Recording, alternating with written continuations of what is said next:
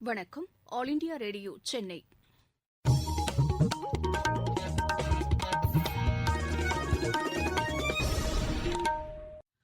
மாநிலச் செய்திகள் வாசிப்பவர் வடிவழகி கபிலன். தலைப்புச் செய்திகள்: கிராமப்புற மக்களுக்கு சொத்துரிமை அட்டை வழங்கும் திட்டத்தை பிரதமர் திரு நரேந்திர மோடி இன்று தொடங்கி வைக்கிறார்.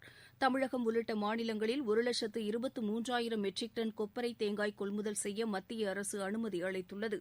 தமிழ்நாட்டில் வடகிழக்கு பருவமழையை எதிர்கொள்வதற்கான முன்னெச்சரிக்கை நடவடிக்கைகள் குறித்து முதலமைச்சர் திரு எடப்பாடி பழனிசாமி நாளை ஆலோசனை நடத்தவுள்ளார்.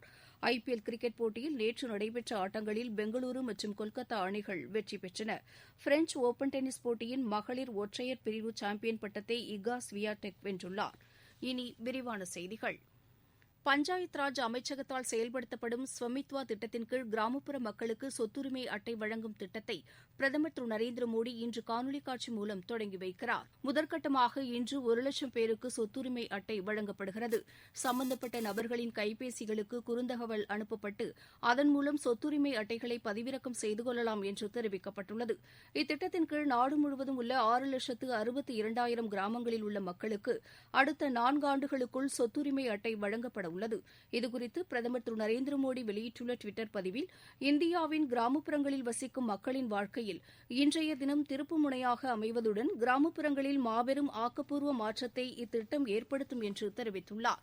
இன்று தொடங்கப்படும் இத்திட்டத்தின் மூலம் கிராமப்புற மக்கள் தங்களது சொத்துக்கான ஆவணத்தை அதிகாரப்பூர்வமாக பெறுவதுடன் இது அவர்களுக்கு அதிகாரமளிப்பதாக அமையும் என்றும் அவர் குறிப்பிட்டுள்ளார்.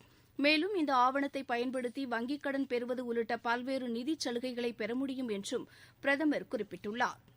23 மாநிலங்கள் மற்றும் 8 யூனியன் பிரதேசங்களில் குரூப் பி மற்றும் குரூப் சி பணியிடங்களுக்கான நேர்முகத் தேர்வு ரத்து செய்யப்பட்டிருப்பதாக மத்திய பணியாளர் நலத்துறை இணையமைச்சர் திரு ஜிதேந்திர சிங் கூறியுள்ளார். இந்த பணிகளுக்கான நேர்முகத் தேர்வு வெளிப்படையாக நடைபெறுவதை உறுதி செய்யும் விதமாக மத்திய அரசு பணியிடங்களுக்கு நேர்முகத் தேர்வு ரத்து செய்யப்பட்டதன் தொடர்ச்சியாக மாநிலங்களிலும் இந்த முடிவு மேற்கொள்ளப்பட்டிருப்பதாக அவர் கூறியுள்ளார். இதன் மூலம் விண்ணப்பதாரர்கள் எழுத்துத் தேர்வில் பெறும் மதிப்பெண் அடிப்படையில் மட்டுமே தேர்ந்தெடுக்கப்படுவார்கள் என அவர் தெரிவித்துள்ளார். குறிப்பிட்ட சில பணியிடங்களுக்காக நேர்முகத் தேர்வு நடத்துவதன் மூலம் மத்திய மாநில அரசுகளுக்கு ஏற்படும் செலவினமும் பெருமளவு மிச்சமாகும் என திரு ஜிதேந்திர சிங் தெரிவித்துள்ளார். தமிழ்நாடு, கர்நாடகா, கேரளா, ஆந்திர மாநிலங்களில் 1,23,000 மெட்ரிக் டன் கொப்பரை தேங்காய் கொள்முதல் செய்ய மத்திய அரசு அனுமதி அளித்துள்ளது. இது தவிர 2020-21 கரீப் சந்தை பருவத்தில் நெல் கொள்முதல் நடவடிக்கைகள் சுமூகமாக நடைபெற்று வருவதாகவும் மத்திய நுகர்வோர் விவகாரங்கள், உணவு மற்றும் பொது விநியோகத்துறை செய்திக்குறிப்பில் தெரிவிக்கப்பட்டுள்ளது. இதுவரை விவசாயிகளிடமிருந்து 32,12,000 மெட்ரிக் டன் அளவுக்கு நெல் கொள்முதல் செய்யப்பட்டு குறைந்தபட்ச ஆதரவு விலையுடன் சேர்த்து சுமார் 6,065 கோடி ரூபாய் வழங்கப்பட்டுள்ளதாகவும் அந்த செய்திக்குறிப்பில் கூறப்பட்டுள்ளது. மேலும் தமிழகம், கர்நாடகா, ஆந்திரா, தெலங்கானா, மகாராஷ்டிரா உள்ளிட்ட மாநிலங்களில் 30,70,000 மெட்ரிக் டன் பருப்பு மற்றும் எண்ணெய் வித்துக்கள் கொள்முதல் செய்ய அனுமதி அளிக்கப்பட்டிருப்பதாகவும் மத்திய அரசு தெரிவித்துள்ளது. தமிழ்நாட்டில் வடகிழக்கு பருவமழையை எதிர்கொள்வதற்கான முன்னெச்சரிக்கை நடவடிக்கைகள் குறித்து முதலமைச்சர் திரு எடப்பாடி பழனிசாமி நாளை ஆலோசனை நடத்தவுள்ளார். சென்னை தலைமைச் செயலகத்தில் நடைபெறவுள்ள இந்த கூட்டத்தில் நிதித்துறை, வருவாய்த்துறை, தீயணைப்பு மற்றும் மீட்புப் பணிகள் துறை, மின்துறை உள்ளிட்ட பல்வேறு துறைகளின் உயர் அதிகாரிகள் பங்கேற்க உள்ளனர். மழை பாதிப்புக்கு ஆளாகக்கூடிய தாழ்வான பகுதிகளில் வசிக்கும் மக்களை பாதுகாப்பான இடங்களில் தங்க வைப்பது, அவர்களுக்கான உணவு விநியோகம் உள்ளிட்ட முன்னேற்பாடுகள் குறித்து இதில் விவாதிக்கப்பட உள்ளது. இதனைத் தொடர்ந்து வருகிற செவ்வாய் மற்றும் புதன்கிழமைகளில் தூத்துக்குடி, விருதுநகர், கன்னியாகுமரி ஆகிய மாவட்டங்களில் மேற்கொள்ளப்பட்டு வரும் கோவிட்-19 தடுப்புப் பணிகள் மற்றும் வளர்ச்சித் திட்டப் பணிகள் குறித்து முதலமைச்சர் ஆய்வு செய்யவுள்ளார்.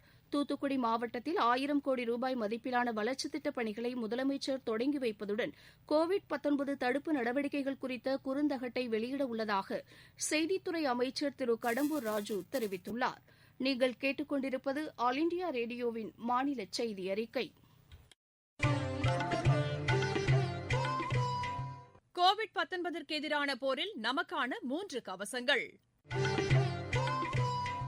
முகக்கவசம் அணிவோம், தனிநபர் இடைவெளியை கடைபிடிப்போம், கை மற்றும் முக சுத்தம் பராமரிப்போம். விவசாயிகளிடமிருந்து நெல்லை கொள்முதல் செய்ய போதுமான அளவுக்கு நேரடி கொள்முதல் நிலையங்கள் திறக்கப்பட்டுள்ளதால் இடைத்தரகர்களின் தலையீடு தவிர்க்கப்பட்டுள்ளதாக மக்கள் நல்வாழ்வுத்துறை அமைச்சர் டாக்டர் விஜயபாஸ்கர் தெரிவித்துள்ளார். புதுக்கோட்டை மாவட்டம் கரம்பக்குடி ஒன்றியத்திற்கு உட்பட்ட பல்வேறு இடங்களில் அரசு நேரடி கொள்முதல் நிலையங்களை திறந்து வைத்த பின் செய்தியாளர்களிடம் பேசிய அவர் இம்மாவட்டத்தில் மட்டும் 35 நேரடி நெல் கொள்முதல் நிலையங்கள் திறக்கப்பட்டு கடந்த ஆண்டை விட குவிண்டாலுக்கு 53 ரூபாய் அதிக விலை வழங்கப்படுவதாக கூறினார். வடகிழக்கு பருவமழை தொடங்க உள்ள நிலையில் டெங்கு காய்ச்சல் போன்ற நோய்கள் பரவுவதை தடுக்க தேவையான முன்னெச்சரிக்கை நடவடிக்கைகளை மாநில அரசு மேற்கொண்டு வருவதாகவும் டாக்டர் விஜயபாஸ்கர் தெரிவித்தார்.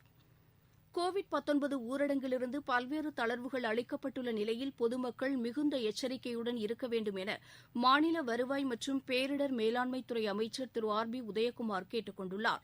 சமூக இடைவெளியை பராமரித்தல், முகக்கவசம் அணிதல், சோப்பை பயன்படுத்தி கைகளை அடிக்கடி சுத்தம் செய்வது உள்ளிட்ட நடைமுறைகளை கண்டிப்பாக பின்பற்றுமாறும் அவர் வேண்டுகோள் விடுத்தார்.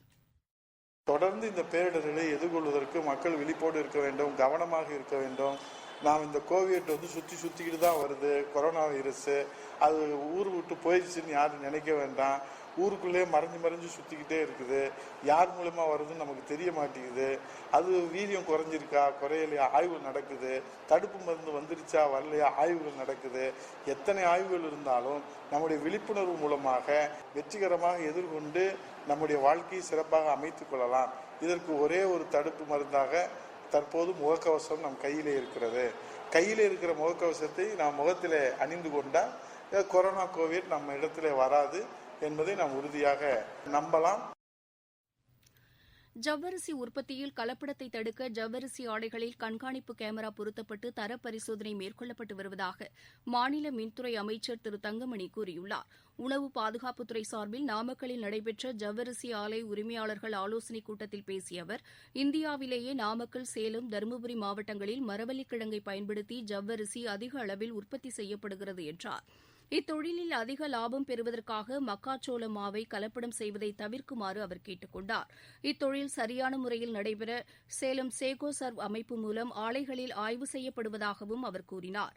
கூட்டத்திற்கு பின்னர் செய்தியாளர்களிடம் பேசிய சேகோ சர்வ் அமைப்பின் தலைவர் திரு தமிழ்மணி ஜவ்வரிசியில் கலப்படம் செய்வோர் மீது கடும் நடவடிக்கை எடுக்கப்பட்டு வருவதாக தெரிவித்துள்ளார்.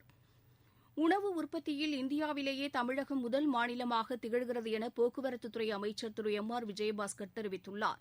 கரூர் அருகே தொடக்க வேளாண்மை கூட்டுறவு வங்கி உறுப்பினர்களுக்கு கடன் உதவிகளை வழங்கி பேசிய அவர் வேளாண் தொழிலை முன்னிறுத்திதான் நாட்டின் வளர்ச்சி கணக்கிடப்படுகிறது என்றார். தமிழகத்தில் உள்ள கூட்டுறவு சங்கங்கள் மூலம் 11 கோடி ரூபாய் அளவுக்கு பயிர்க்கடன் வழங்கப்பட்டிருப்பதாக கூறிய அவர் கரூர் மாவட்டத்தில் 434 குளங்கள் தூர்வாரப்பட்டிருப்பதாகவும் தெரிவித்தார். இருவரிச் செய்திகள். சீனாவின் ஆதிக்கத்தை கட்டுப்படுத்த தைவான் நாட்டின் ராணுவம் மேம்படுத்தப்பட்டு வருவதாக அந்நாட்டு அதிபர் திருமதி சாய் இங் வென் தெரிவித்துள்ளார். சென்னை மாநகரை மிதிவண்டி பயன்பாட்டிற்கு ஏற்ற நகரமாக மாற்ற தேவையான நடவடிக்கைகள் மேற்கொள்ளப்பட்டு வருவதாக மாநகராட்சி நிர்வாகம் தெரிவித்துள்ளது. ராமநாதபுரம் மாவட்டம் மண்டபம் ஒன்றியத்திற்கு உட்பட்ட பிறப்பன் வலசை புயல் காப்பக கட்டிடத்தை அம்மாவட்டத்திற்கான கண்காணிப்பு அலுவலரும் போக்குவரத்துத்துறை முதன்மை செயலாளருமான திரு தர்மேந்திர பிரதாப் யாதவ் ஆய்வு செய்தார். ராமநாதபுரம் மாவட்டத்தில் உள்ள 429 ஊராட்சிகளிலும் பயன்பாடற்ற நிலையில் உள்ள நிலங்கள் தேர்வு செய்யப்பட்டு 1000 குறுங்காடுகள் ஏற்படுத்தப்பட்டுள்ளதாக மாவட்ட ஆட்சியர் திரு வீரராகவராவ் கூறியுள்ளார். சிறுபான்மையினருக்கான மத்திய அரசின் கல்வி உதவித்தொகையை பெற விரும்பும் மாணவ மாணவியர் தேசிய கல்வி உதவித்தொகை இணையதளத்தின் மூலம் விண்ணப்பிக்குமாறு திருவாரூர் மாவட்ட ஆட்சியர் திரு ஆனந்த் கேட்டுக் கொண்டுள்ளார். விளையாட்டுச் செய்திகள். IPL கிரிக்கெட் போட்டியில் துபாயில் நேற்றிரவு நடைபெற்ற ஆட்டத்தில் சென்னை அணியை 37 ரன் வித்தியாசத்தில் வீழ்த்தி பெங்களூரு அணி வெற்றி பெற்றது. முன்னதாக அபுதாபியில் நடைபெற்ற மற்றொரு போட்டியில் கொல்கத்தா அணி பஞ்சாப் அணியை 2 ரன் வித்தியாசத்தில் வென்றது. இன்று துபாயில் பிற்பகல் 3:30 மணிக்கு நடைபெறும் போட்டியில் ஹைதராபாத் அணி ராஜஸ்தான் அணியையும், அபுதாபியில் இரவு 7:30 மணிக்கு நடைபெறும் ஆட்டத்தில் மும்பை அணி தில்லி அணியையும் எதிர்கொள்கின்றன. பிரெஞ்ச் ஒபன் டென்னிஸ் போட்டியின் மகளிர் ஒற்றையர் பிரிவு சாம்பியன் பட்டத்தை போலந்து நாட்டின் இளம் வீராங்கனை இகா ஸ்வியாடெக் வென்றுள்ளார். நேற்று நடைபெற்ற இறுதிப் போட்டியில் அவர் அமெரிக்காவின் சோஃபியா கெனினை 6-4, 6-1 என்ற செட் கணக்கில் வீழ்த்தி சாம்பியன் பட்டத்தை கைப்பற்றினார். இன்று நடைபெறும் ஆடவர் ஒற்றையர் பிரிவு இறுதி ஆட்டத்தில் ரஃபேல் நடால் நோவக் ஜோகோவிச்சை எதிர்கொள்கிறார். ஜூனியர் ஸ்பீட் ஆன்லைன் சதுரங்க சாம்பியன் போட்டியில் இந்தியாவின் நிகால் சரீன் வெற்றி பெற்றுள்ளார். மீண்டும் தலைப்புச் செய்திகள்.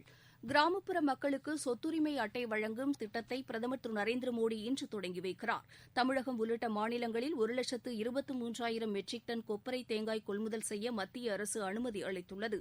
தமிழ்நாட்டில் வடகிழக்கு பருவமழையை எதிர்கொள்வதற்கான முன்னெச்சரிக்கை நடவடிக்கைகள் குறித்து முதலமைச்சர் திரு எடப்பாடி பழனிசாமி நாளை ஆலோசனை நடத்தவுள்ளார். IPL கிரிக்கெட் போட்டியில் நேற்று நடைபெற்ற ஆட்டங்களில் பெங்களூரு மற்றும் கொல்கத்தா அணிகள் வெற்றி பெற்றுள்ளன. பிரெஞ்ச் ஓபன் டென்னிஸ் போட்டியின் மகளிர் ஒற்றையர் சாம்பியன் பட்டத்தை இகா ஸ்வியாடெக் வென்றுள்ளார். இத்துடன் இந்த செய்தி அறிக்கை நிறைவு பெற்றது. எமது செய்திகளை உடனுக்குடன் அறிந்து கொள்ள AIR News_Chennai என்ற ட்விட்டர் பக்கத்திலும் செய்தி தொகுப்புகளை all India radio news Chennai என்ற யூடியூப் சேனலிலும் கேட்டறியலாம்.